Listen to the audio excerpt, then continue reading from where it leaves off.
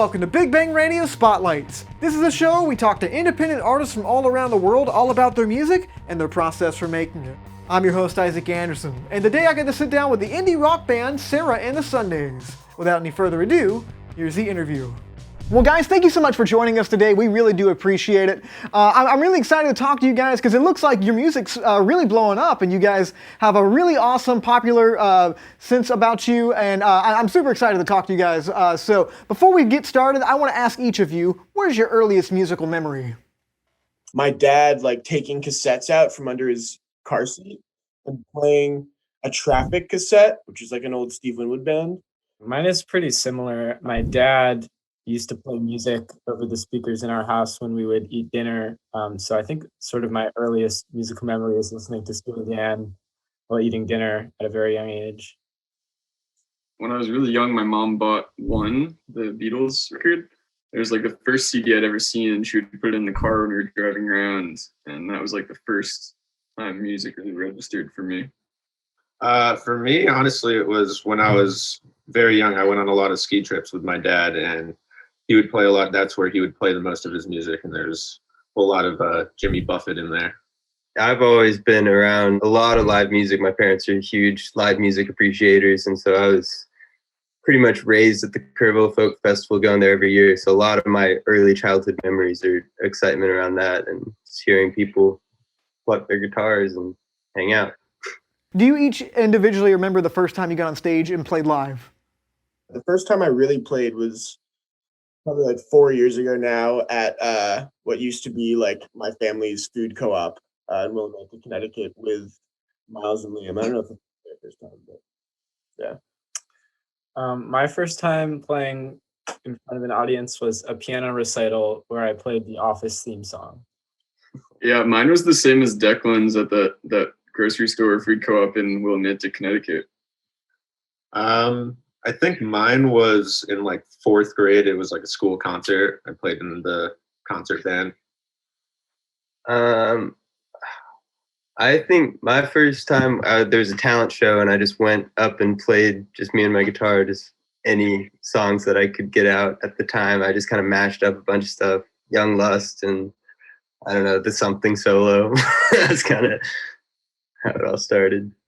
When did Sarah and the Sundays become an official thing? When is the definitive start of the group? Or is there a definitive start of the group? We kind of started messing around with the idea when we were in early high school, Declan and I. And then we met Liam and became the Sundays for a little while. And I don't think Sarah and the Sundays as the project was really introduced or established until our first album, I Don't Know Yet, came out. That's when we started recording stuff and we made our first album and got Quinn on there to play the drums, and it kind of became more of a full band as opposed to just a project that we were kind of working on Logic or Ableton or whatever. We were finally able to play some shows as a 4-piece, and that's when we made Moving On and some of the earlier songs that are still out now. So for me, at least, that's when it feels like it kind of took shape mostly.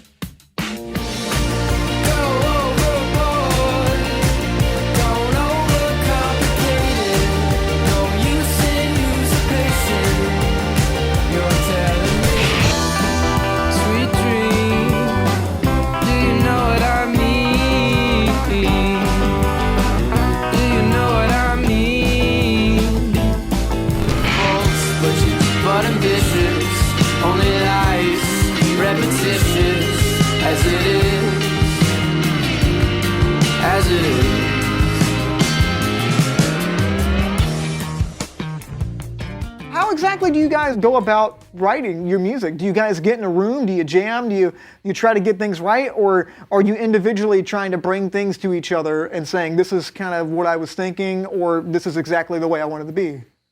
Most of the time it starts with me. I write most of the lyrics, and a good portion of the chords. So normally I'll start with a small idea, maybe a verse and a chorus at most, and then bring that to the band and be this is what I have.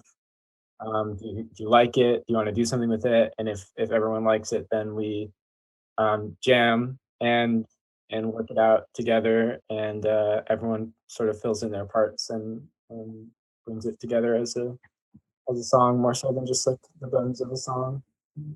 So I believe you guys are in Austin, Texas, right? Yeah. How exactly do you guys look at the music scene just being residents?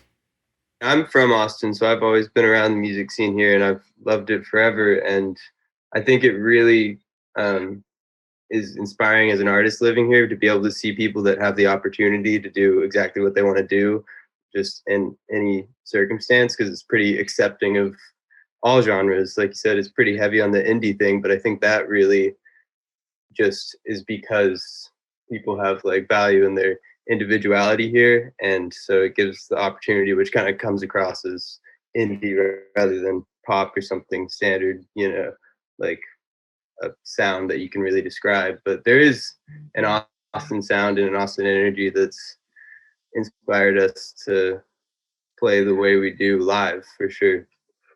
Yeah, I think accessibility is a big thing too. In Austin, kind of like Brendan was saying, just like the amount of people here who are just like working as artists and like out there playing every night. That's not like, we're all from, the four of us besides Brendan are from Connecticut, where that's not really like a thing there. So showing up here and having the opportunity to go out like every night to a club and see some amazing band that you've never heard of before, and that's been really inspiring to be around, and I think it's very unique to Austin. Your new album, The Living End, just came out not long ago. What was the process of making that? The three of us right now are sitting in our kind of like our dining room area, which we've converted into a jam room of sorts / recording area, but we only kind of just record our own little rough demos here. The album was recorded in Nashville by our producers Soren and Polly, who are really great guys, and that was kind of our first experience going into a studio, so it was super fun. Got a totally different but unique sound from it.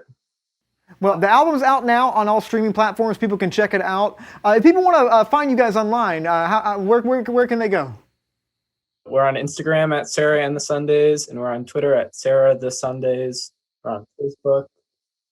We all have LinkedIn's. I don't. Everybody has a LinkedIn. Yeah. That's, we're all over. Heard that. Well, guys, thank you so much. I know we're running out of time, but I want to ask you one more question before we go. Now, I don't know if you've ever seen a Big Bang Radio spotlight before, but I'm a musician, but I also love film. And I believe musicians are connected with film in a way that other people aren't. So real quick, before we go, each of you, what's your favorite movie? My favorite movie is a movie called Coherence. I like that movie Us, Jordan Peele movie. One of my favorites. Good one. I'm big into Interstellar. Call Me by Your Name's never gotten old for me. I don't know. Thanks to Sarah and the Sundays for sitting down with us and talking all about their music. If you guys want to see more interviews just like this, you can find us online at Studio 67 NCC. Thank you all for watching. I'm Isaac Anderson, and until next time, stay lovely.